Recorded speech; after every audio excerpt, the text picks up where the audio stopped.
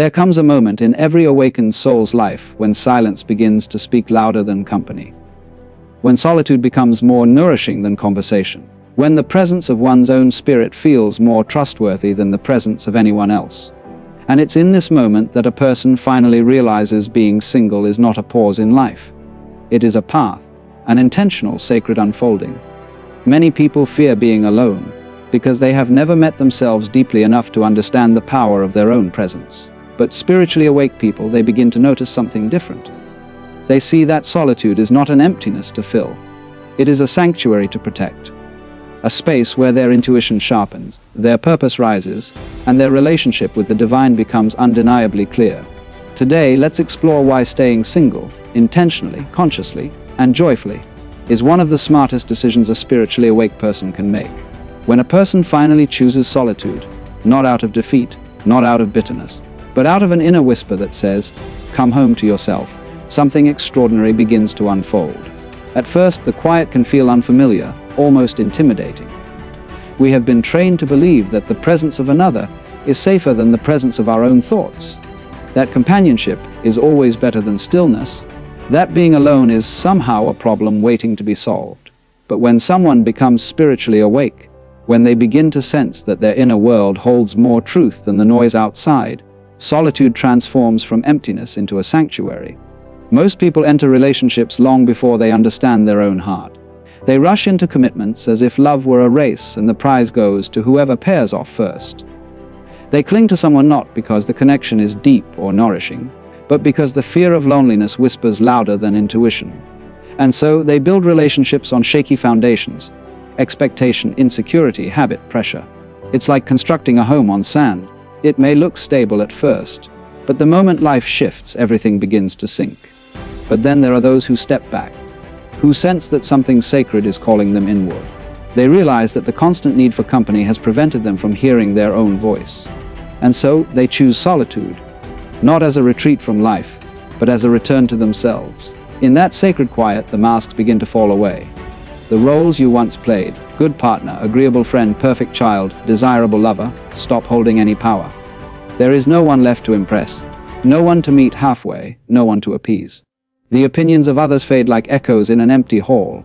And for the first time, you get to observe yourself without distortion. Who am I when no one is watching? What do I want when no one is influencing me? What thoughts arise when my heart is finally allowed to speak? The truth begins to emerge, not in shouts but in soft revelations.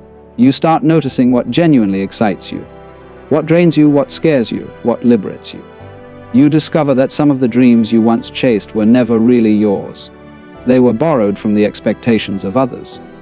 You realize that some of the people you called partners were reflections of your unresolved wounds rather than your true desires.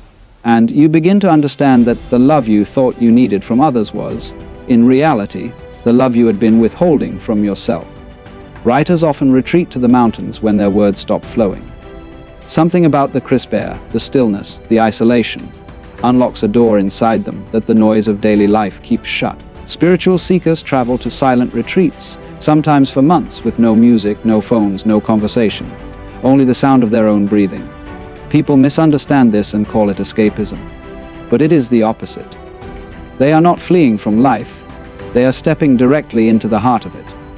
They are peeling away everything that distracts from the essence of their being. There is a story of a young woman who spent years in relationships that mirrored her insecurities. She would choose partners who treated her the way she secretly felt about herself: uncertain, unworthy, incomplete. Every breakup shattered her, not because she loved deeply, but because she had tied her value to someone else's presence. One day, exhausted from the cycle, she made a decision: 1 full year alone.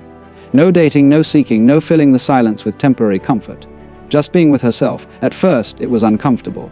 She felt the old urges rise, urge to text someone, to seek attention, to feel wanted. But she held firm, and slowly something shifted. She found herself waking up without anxiety. She began to enjoy her morning coffee without needing conversation to validate her existence. She started journaling, walking alone, rediscovering hobbies buried beneath years of emotional dependence. She realized that she didn't need someone to tell her she was beautiful to feel it. She didn't need someone to choose her to believe she was enough. Her loneliness didn't disappear. It transformed. It became solitude. and solitude became her teacher. By the time that year ended, she wasn't desperate for love. She wasn't searching to fill a void. She had discovered herself, the version of her that had been waiting beneath the layers of fear and expectation. This is what solitude offers: the chance to come home to the person you were meant to become. The chance to see your life from the inside out instead of from the outside in. The chance to build authenticity instead of performing it. In the quiet, you meet your intuition. The quiet knowing that has always been there, guiding you in whispers you once ignored. You meet your emotional patterns. The things that trigger you, the wounds that need healing, the stories you repeat. You meet your dreams, the ones too big to voice in crowded rooms. And you meet your soul, the wise, patient presence that has always known who you are beneath the chaos. When you face yourself in solitude, you learn something powerful: you are not as broken as you thought. You are not as lost as you feared. You are not incomplete. You are simply rediscovering the parts of yourself that got buried under years of noise. And the most beautiful part is this: once you meet the person you've always needed, your own self, you stop seeking someone else to save you. You stop begging for love. You stop fearing abandonment. You stop attaching your self-worth to relationships that drain you. Solitude reveals your true self because it removes every distraction that once kept you from seeing who you really are. It shows you that your value is intrinsic, not earned. It teaches you that your presence is a gift, even when no one else is in the room to receive it. When you finally meet yourself in this way, clearly, honestly, compassionately, you realize something profound. The greatest relationship you will ever experience begins the moment you stop running from your own company. There is a quiet revolution that happens inside a person when they finally realize that happiness is not something they must chase, beg for, or borrow from someone else. It is something they can create, nurture, and sustain within their own being. For most people, this truth remains hidden beneath years of conditioning that tell them love will save them, that a partner will fix their emptiness, that someone out there holds the missing piece of their soul. And so they search not for companionship, but for completion.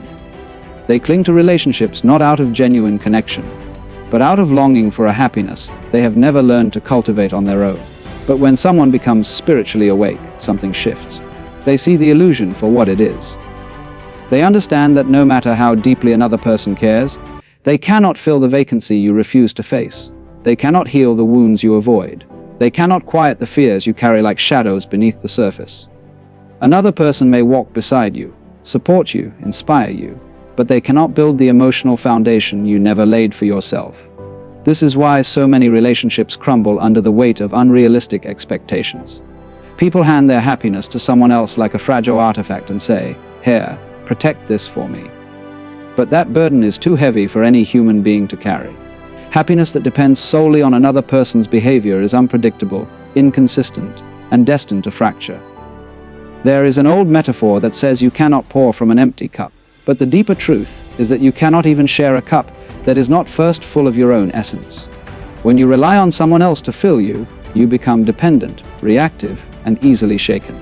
But when you learn to fill your own cup, you become steady, self-respecting, and emotionally abundant.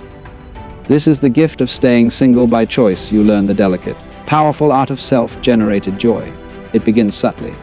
You start by realizing that doing things alone is not a sign of lack, but a sign of presence.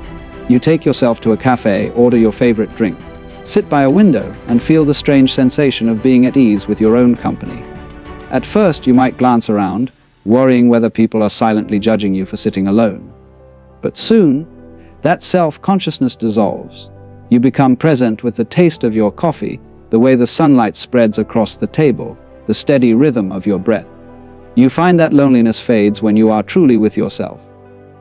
Then comes the moment when you travel alone. Whether across the world or simply to a place you've never been, you discover that you can navigate unfamiliar streets, choose your own pace, linger where your curiosity pulls you, and listen to your inner voice guiding each step. You realize that your joy does not require a witness to be real. Your happiness becomes internal, not theatrical. Your peace deepens. You begin to understand that happiness is not found in the arms of another, but in the alignment between your spirit and your actions. You feel a sense of empowerment rise within you, not the kind that shouts, but the kind that hums quietly from a place of deep knowing. You start living your life as though you are both the author and the audience, and the story becomes richer because of it. Interestingly, modern psychology echoes this ancient truth. Research consistently shows that people who are comfortable being alone exhibit greater emotional stability, clearer self-awareness, and stronger resilience. They do not crumble when others disapprove. They do not panic when someone pulls away. They do not cling out of fear, nor do they shrink out of insecurity. They know who they are, and they know how to return to themselves when life becomes turbulent. Their happiness is rooted, not borrowed. Imagine a tree. Its branches may sway with the wind, but its roots remain deep, grounded, unshaken. This is what self-generated happiness feels like. It does not deny the storms of life. It simply knows how to remain whole through them. There is a certain freedom that blossoms when you stop expecting someone else to be your source of joy. You no longer measure your worth through the lens of someone else's affection. You no longer shrink yourself to become more likable. You stop sacrificing your peace just to keep someone's attention. And the most surprising part is that when you stop needing love to feel whole, the love you attract becomes entirely different. It is no longer desperate or imbalanced. It becomes respectful, mutual, and grounded. You begin to carry a different kind of energy, one that is naturally magnetic. People are drawn to those who do not chase approval. They admire those who stand firmly in their own presence. They feel safe around those who know how to soothe their own heart. There is a calmness, a soft confidence, that radiates from someone who has learned to generate happiness from within. It is the most attractive, powerful, and unshakable energy a person can carry. And yet this kind of happiness is not loud. It does not boast. It does not need validation. It is the quiet contentment that settles into your bones when you know you are enough. It is the joy that arises when you learn to treat yourself with kindness. It is the peace that grows when you no longer fear being alone. People often think the opposite of loneliness is companionship. But the true opposite of loneliness is self-connection. When you are fully connected to yourself, you never feel abandoned, even in solitude. You never feel empty, even in quiet rooms. You never feel lost, even when walking alone. This is the revelation that spiritually awake people live by. Happiness is not something you receive. It is something you generate. And when you learn to create it within yourself, you finally realize that love, real love, is not found by searching outward, but by nurturing inward. You become a source, not a seeker. You become a giver, not a beggar. You become complete, not because someone completed you, but because you stopped waiting and began becoming. And from that place of fullness, life opens in ways it never could before. When a person is spiritually unawakened, loneliness plays tricks on the mind. It whispers that any company is better than no company, that attention is the same as affection, and that interest is the same thing as compatibility. In that fog of emotional confusion, people settle, often again and again, for relationships that do not nourish their spirit. They choose partners who mirror their wounds instead of their values, partners who drain their energy instead of grounding it, partners who bring emotional turbulence rather than peace. It's not because they are foolish or weak. It's because the fear of being alone feels heavier than the discomfort of being with the wrong person. They would rather hold the wrong hand than face the stillness of their own solitude. But something remarkable happens when a person becomes spiritually awake. The light that comes from within doesn't just illuminate their purpose. It also casts shadows on the patterns they once ignored. Suddenly, they are no longer seduced by surface level charm or shallow promises. They begin to see the details, the tone beneath the words, the intention beneath the actions, the energy behind the presence. And they learn to trust what their intuition has been whispering all along. It becomes clear that relationships are not just emotional connections. They are energetic agreements. Every person you let into your life leaves a fingerprint on your inner world. When someone is misaligned with you, their presence disrupts your peace. Their energy pulls you out of your center. Their actions create confusion rather than clarity. But when someone is aligned with your spirit, everything feels effortless, harmonious, and deeply grounding. There is a simple truth: spiritually awake people come to understand peace is more valuable than partnership, and clarity is more important than companionship. They begin to recognize the red flags they once excused, the inconsistencies they once justified, the chaos they once tolerated. They develop the courage to walk away, not because they are afraid of love, but because they refuse to enter love blindly again. You notice when someone's words do not match their actions. They say they care, but their behavior reveals indifference. You notice when time with them leaves you feeling drained rather than nourished, unsettled rather than safe. You notice when you shrink your voice, your dreams, or your truth just to avoid conflict. You notice when your intuition tightens like a knot in your chest, whispering, "This is not your person," even if everything looks fine on the surface. And once you notice, you cannot unnotice. There was a man who stayed single for 4 years after a breakup that shattered him. His friends teased him about wasting his youth. They tried to set him up with people, encouraging him to move on and try again. But he wasn't ready, not because he was afraid, but because he was learning. He was observing the patterns that had led him into the wrong relationships. He was noticing the fears that caused him to cling too quickly. He was acknowledging the wounds that made him choose partners who were emotionally unavailable. He wasn't suffering, he was evolving. During those 4 years, he learned to sit with his impulses instead of acting on them. He learned to question his attractions. Was he drawn to someone because they felt familiar, or because they felt healthy? Was he trying to fill a void, or was he genuinely ready to give and receive love? With every reflection, he peeled back another layer of himself. By the time he finally opened his heart again, he was able to sense instantly who was aligned with him and who wasn't. He could see incompatibility without needing months of heartbreak to reveal it. He could feel the truth of a person's spirit before falling into the trap of potential. That level of self-awareness becomes a form of emotional protection, one that prevents heartbreak long before it begins. Most people believe heartbreak happens when a relationship ends. But the deeper truth is that heartbreak often begins the moment you ignore the first sign of misalignment. The moment you pretend not to notice the distance in their eyes. The moment you silence your intuition. The moment you settle for someone who asks you to dim your light. But when you embrace solitude and awaken spiritually, you learn to choose differently. Being single by choice becomes more than a relationship status. It becomes a filter, a sacred boundary, a protective force. It filters out people who cannot meet you where you are emotionally. It removes those who only want the version of you that benefits them. It eliminates the relationships you would have once tolerated because you feared being alone. It teaches you patience. The patience to wait for a connection that feels aligned rather than forced. It teaches you self-worth, the kind that doesn't crumble when someone fails to choose you. It teaches you intuition, the inner compass that never lies, even when you want it to.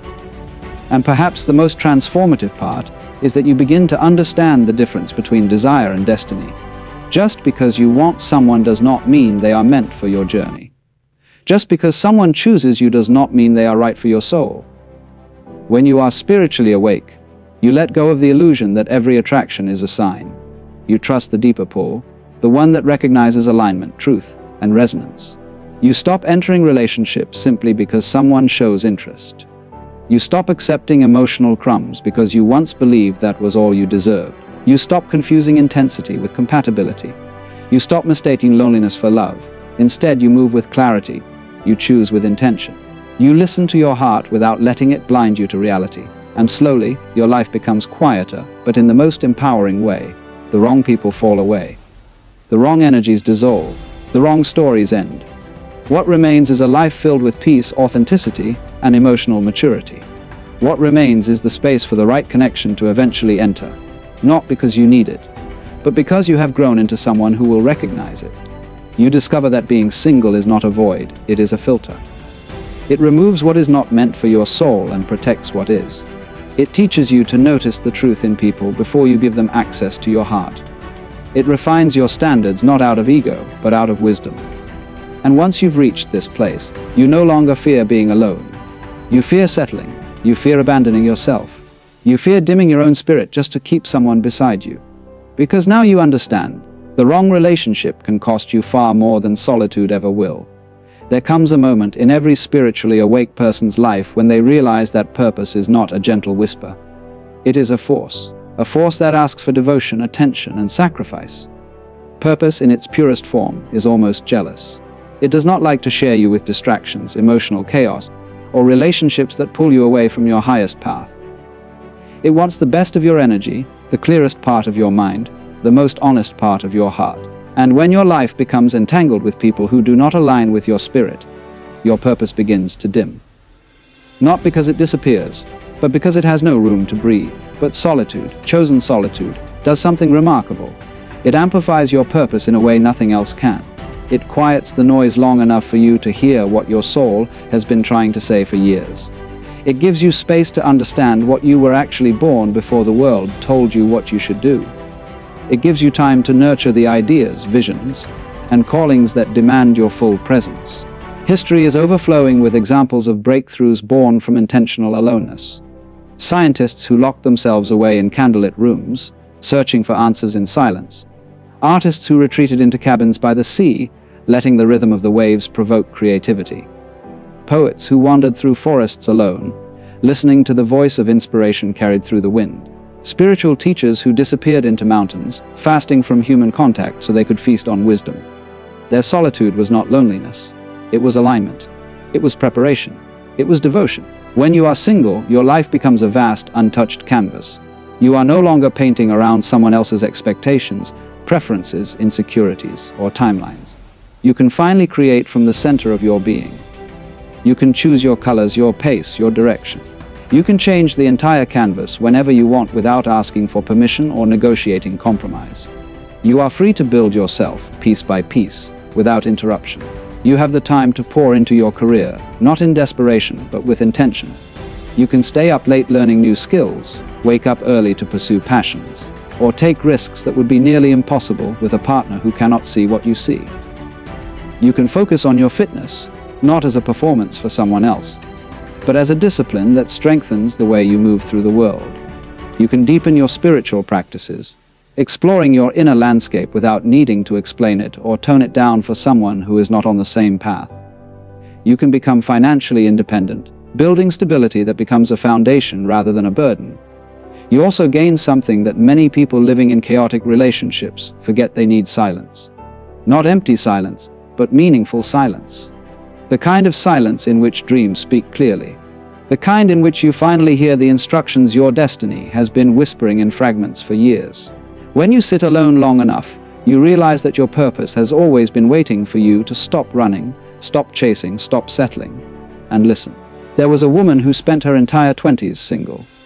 Friends and family whispered behind her back, assuming she was lonely or unlucky. Some even pitied her, believing she was missing out on life. But she wasn't missing anything, she was building. She used those years to travel, study, explore, experiment, fail, grow, heal, and rebuild. She learned what lit her soul on fire and what drained it. She tried careers, abandoned careers, started projects, and learned hard truths about herself. She said, "That was the decade I built the version of me I later became proud to share." She didn't wait for love to unlock her purpose. She walked directly into her destiny because nothing was holding her back. By the time she eventually entered a relationship, she wasn't offering a half-formed version of herself. She was offering a woman who knew who she was, what she carried, and where she was going. She was offering a life built on purpose, not on fear, and that made her love infinitely more powerful. This is the truth most people do not realize: being single is not a pause in your life. It is not a waiting room. It is not an in-between stage. It is the forging ground for your highest evolution. It is the season in which you grow roots deep enough to hold your future. It is where you shape yourself into the person your purpose requires. Because purpose demands a certain version of you. A version that is disciplined, grounded, and awake. A version that cannot be built while constantly navigating emotional storms or sacrificing your time to soothe someone else's insecurity. A version that needs space to breathe, explore, and expand. When you are single, you get to use your time without negotiating it. You get to follow inspiration without explaining it. You get to rest without guilt and work without interruption. You get to discover what you truly want from life instead of molding yourself around what someone else wants. And here is the quiet, powerful irony: when you finally step fully into your purpose, when you build yourself with intention and clarity, you become someone who attracts an entirely different kind of love. One that is aligned, supportive, and resonant. You attract someone who does not compete with your purpose but complements it. Someone who does not silence your calling but strengthens it. Someone who does not pull you away from your path but walks alongside you in harmony. But that kind of love can only enter a life that has been cleared of confusion.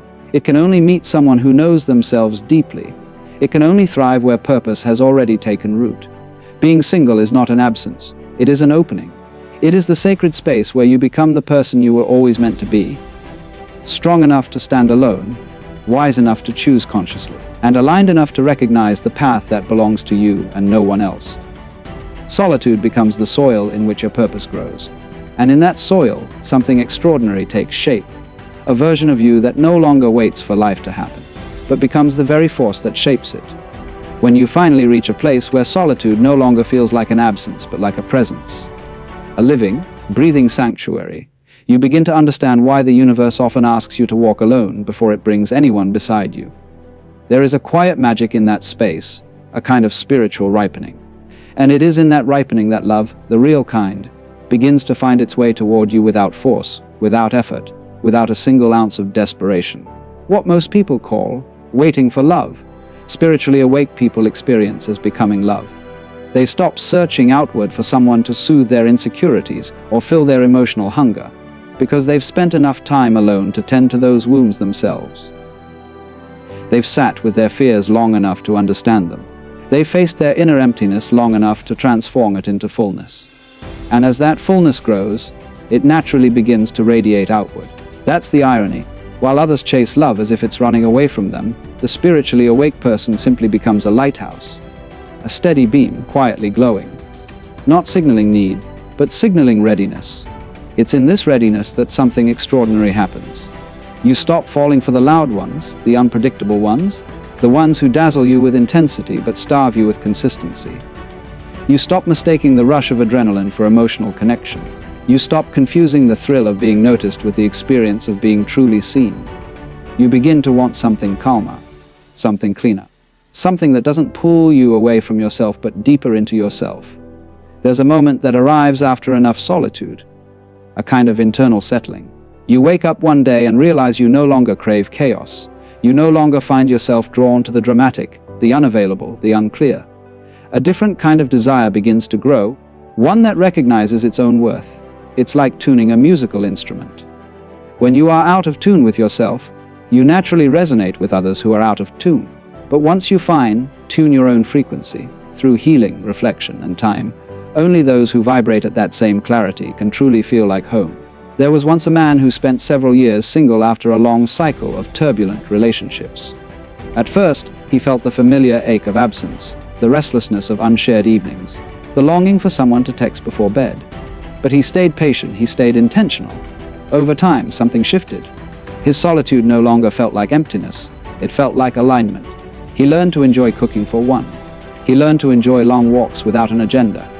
He learned to enjoy moments of silence that used to scare him. And slowly, as he grew comfortable being alone, he grew unwilling to accept anything that disrupted that hard-earned peace. Then one day, someone entered his life. Not with fireworks, not with intensity, but with presence. She didn't try to fill his life, she simply walked beside it. She didn't demand his attention, she respected his space. She didn't rescue him from loneliness, she admired the man he became within it. And he often said that had he met her any earlier, he wouldn't have recognized her. He had to grow into the version of himself capable of receiving the kind of love she brought. This is the quiet miracle of choosing to stay single until you are truly ready. You begin to attract people who reflect the inner work you've done. You begin to magnetize relationships that feel like ease, not effort. You begin to draw in partners who see the world the way you've come to see it, through clarity, presence, and emotional maturity. And those who once captivated you with unpredictability no longer hold power over you. Their magnetism fades. Their intensity becomes noise. Because you've grown too peaceful to tolerate instability, too self-assured to accept half love, too awake to confuse attachment with connection. When you stay single long enough to meet yourself, really meet yourself, you begin to realize that the right person is not someone you search for. The right person is someone who is drawn to the energy you cultivated in your quiet seasons. Someone who recognizes your inner peace because they've built their own. Someone who values your boundaries because they honor their own. Someone who isn't trying to merge with you, but to walk beside you. This is the sort of love that doesn't pull you off your spiritual path, but deepens it. It feels like coming home without losing yourself in the process. It feels like partnership without possession. It feels like being chosen without being needed to heal someone else's wounds. Many people spend years longing for this kind of love, but spiritually awake people understand the deeper truth. You cannot call in a soulmate from a place of fragmentation. You cannot attract emotional maturity while operating from emotional survival. You cannot welcome a healthy love if your heart is still shaped by your wounds. Your time alone is not a delay, it is preparation. It is alignment. It is a refining of your inner world so that when love finally arrives, it has a place to land. And so the irony becomes a gift the more you become whole on your own. The more naturally you attract someone who meets you at that level of wholeness. Not because you need them, but because your growth invites them. Not because you are searching, but because you have become visible to the kind of love that was invisible to you before. That is why staying single, intentionally, consciously, wholeheartedly, isn't an act of waiting. It is an act of becoming. It is the process through which you transform yourself into someone who doesn't chase love, doesn't fear love, and doesn't lose themselves inside of love. You simply become ready for it. And when you are ready, the kind of love you once prayed for does not just appear, it recognizes you. So if you are single today, not because you cannot find love, but because you are choosing yourself, know this: you are not behind. You are not incomplete. You are not missing out. You are in one of the most sacred seasons a human being can experience, the season of becoming. And when you emerge from this season, you will love without fear, choose without confusion, and give without losing yourself. Staying single isn't a delay in your life story. It is the chapter where your soul learns to lead the way.